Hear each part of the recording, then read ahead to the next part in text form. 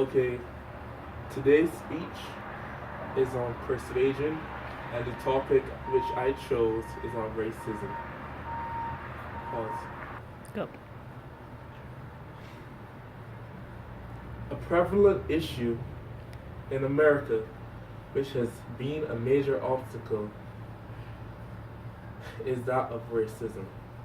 It is a problem which this country cannot seem to be able to get past. Racism is when a person of a particular race believes that certain characteristics and abilities of their particular race distinguishes them from others and makes their race superior and other races inferior.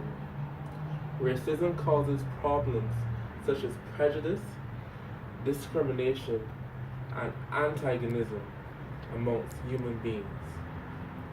Therefore, what is the solution to racism?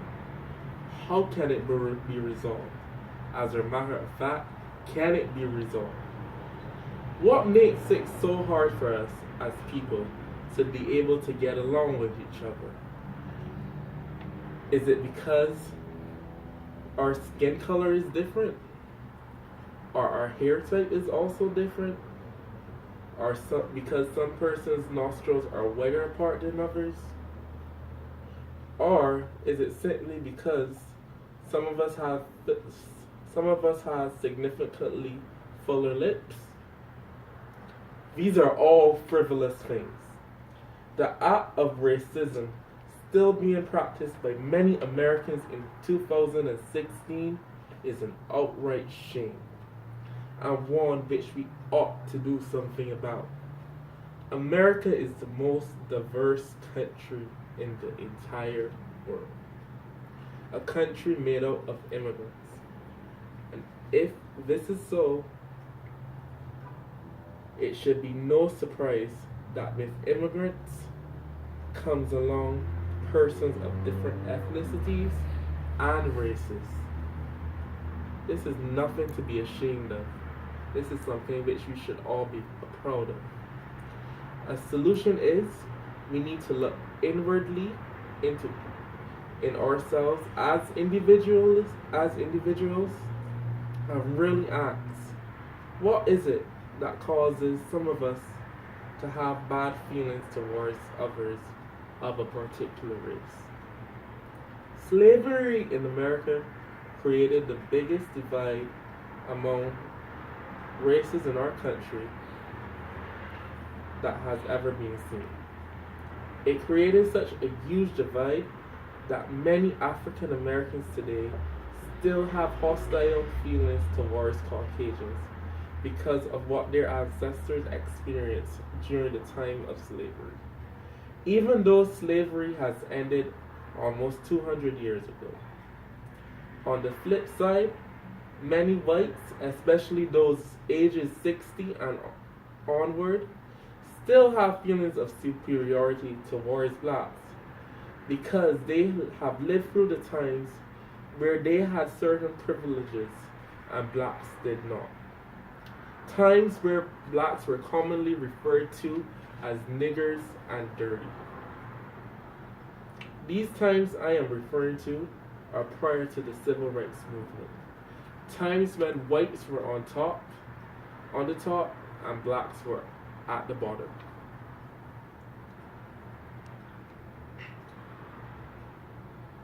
Blacks were denied jobs and they did not have access to certain schools and different settings because of their skin color.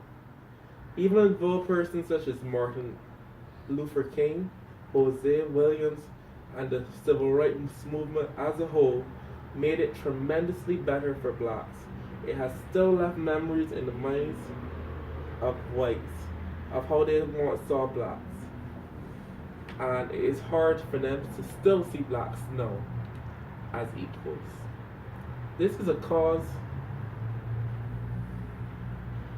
causes for many whites. This has caused many whites to have those feelings of bitterness and anger towards each other.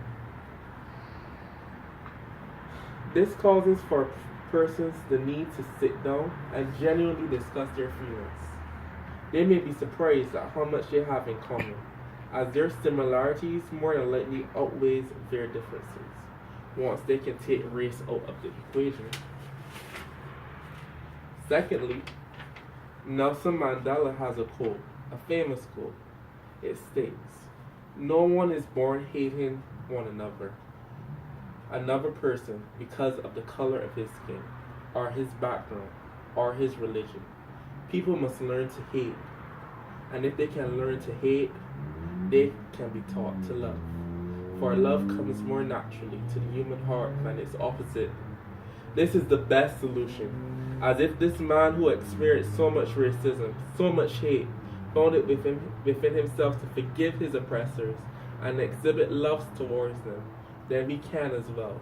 We can because we owe it to ourselves. Love is the answer.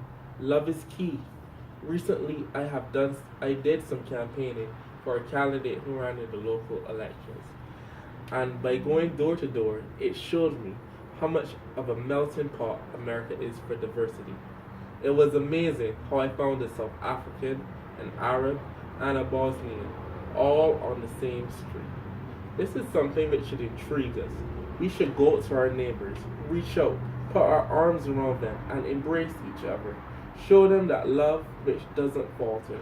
We have so much to do, so much we can achieve, if we simply just take down the barriers that truly don't exist, as we are all the same. The recent election has left many persons very distraught and angry. Many are blaming it on racism, as well as saying the result has been caused because many middle-class whites are feeling forgotten in their country. It is a shame that this should even be a discussion in a time like now, as racism really should have been extinguished many years ago. But to persons who feel as if they cannot be protected in the country because of the color of their skin, I say this: let this motivate us to go out there and be friends with our brothers and sisters of a different color, as we really are truly stronger united than apart. Let us do better, as we all have it in ourselves to be great. And without unity, this is not possible. Thank you.